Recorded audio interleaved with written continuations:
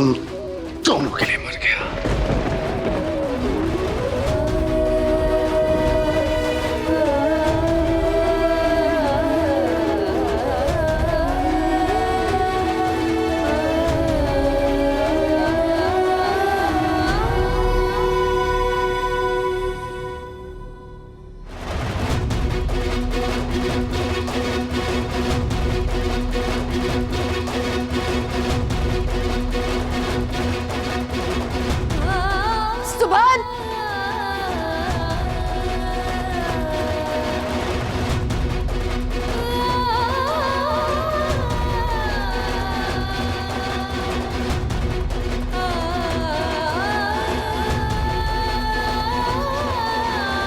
खबरदार, अगर मेरे बेटे के पीछे गई, खबरदार।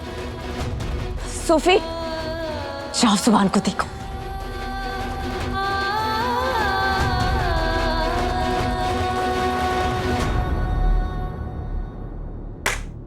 वाह वाह इबादत, वाह, बहुत खूब बेटा, बहुत खूब। अरे सबकी इतनी ही फिक्र है तो फिर तब क्यों चुप रही? जब मन्नत घर से भाग गई तभी बता देना था ना सबको। सुभान का दिल थोड़ा सा टूटता, मगर अख्तर खानदान की थोड़ी सी इज्जत तो रह जाती। पूरे घराने पे थू थू हो गई है। सब तुम्हारी वजह से किसी को मुंह दिखाने लायक नहीं रहे हम। कुछ समझते हो क्या तुम?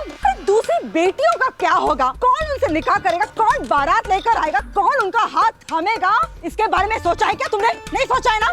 और मेरी निगाह, या अल्लाह, मेरी निगाह का क्या होगा? अरे कौन थामेगा इसका हाथ? सोचा है क्या तुमने इबादत?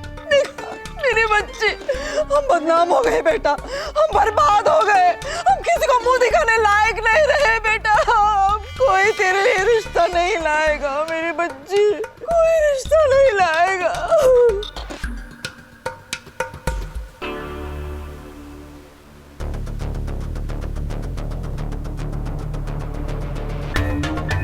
इस घर में किसी बेटी का निकाह नहीं होगा, किसी बेटी का निकाह नहीं होगा।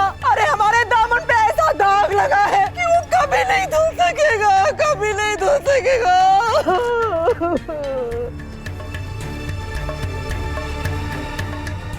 दादी अम्मी, आपको पता था मेरे साथ ऐसा होने वाला है? आपको पता था, फिर भी अपने मन्नत अप्पी को भगाने में। चुप रहे बेवकूफ, चुप रहे तुम। अरे ऐसा सच में कुछ नहीं होने वाला है। पैसा आएगा हमारे पास, बहुत पैसा आएगा हमारे पास। तेरे लिए दुल्हा खरीद के तेरा निकाह कर दूंगी। तेरी दादी अम्मी कमाता है तो टेंशन मत ले, टेंशन मत ले। बदनाम हो गया, बर्बाद हो गया, बदनाम हो गया, बदनाम हो गया। मेरा बेटा बर्बाद हो गया है। कौन है इसका जिम्मेदार?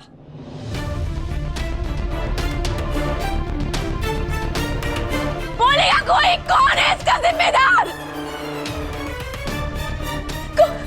कायनात, बेटा मेरी बात सुनो। चुप, एकदम चुप।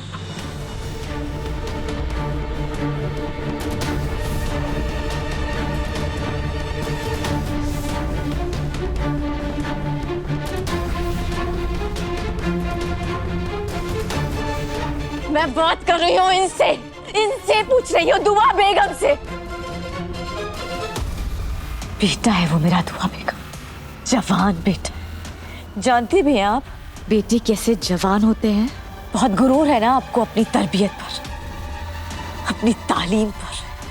ये परवरिश दी है आपने अपनी बच्चियों को।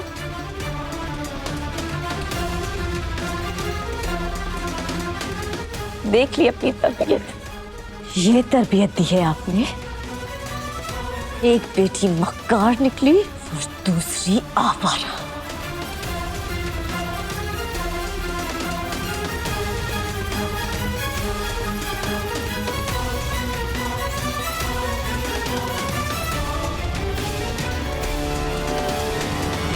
फूफी जान, आप अम्मी से इस तरह से बात नहीं कर सकती।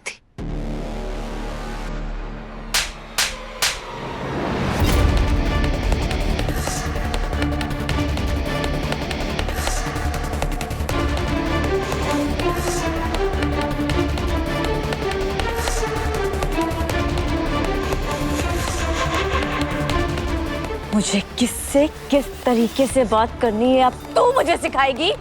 जुबान खींच नहीं लोगी तेरी? और तेरी हिम्मत कैसे हुई मुझसे बात करने की? तुम्हारी मुझसे नजर मिलाने तक की औकात नहीं।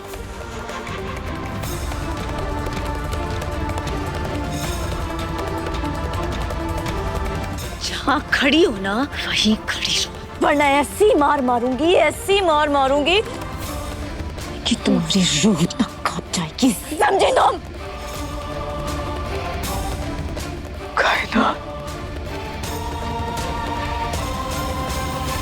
और आप अम्मी, बड़ा नाज था ना आपको अपनी पोती पर। आपकी चहेती लाडली बहुत हिमायत करती थी ना आप उसकी बार बार। क्या किया आपकी उस लाडली पोती ने? उस मनहूस ने मेरे बेटे का दिल तोड़ दिया।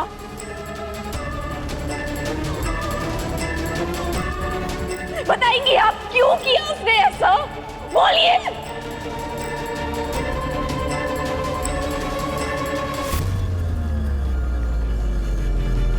और मेरी प्यारी अम्मी जान, आपको तो बीच में बोलने का बहुत शौक है ना।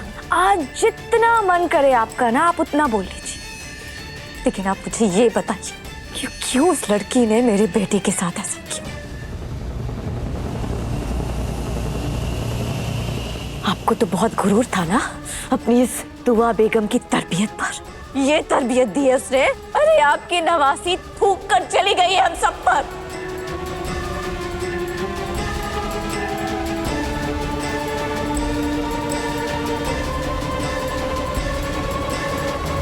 अगर जरा सी भी गैरत बाकी है ना तो चुल्लू पर पानी में डूब मरिए।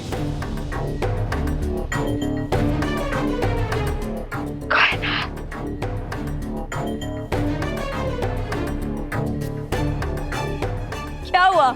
सबकी बोलती क्यों बंद हो गई? अरे मातम मनाओ, पीटो अपनी छाती, बाल खोल दो। आज सिर्फ वो लड़की मेरे बेटे का दिल तोड़कर नहीं गई है, बल्कि इस घर की इज्जत पर थूक कर गई है। क्या हुआ? किसी को भी दुख नहीं मनाना है? क्यों मनाओगे दुख तुम सब? दुख वो लोग मनाते हैं जिनकी कोई इज्जत होती है। इस खानदान की अजमत तो उस वक्त चली गई थी जिससे वो मन्नत अपने आशिक के साथ रात के अंधेरे में उसके फार्म हाउस में मिली थी।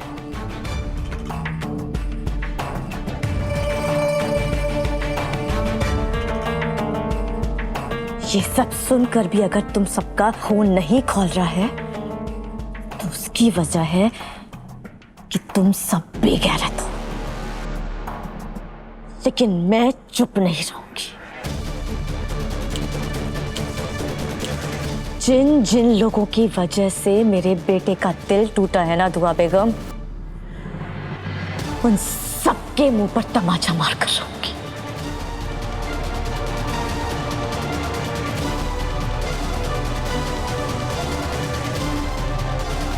एक महीने के अंदर मैं अपने बेटे का निकाह करूंगी और ऐसी बहू लेकर आऊंगी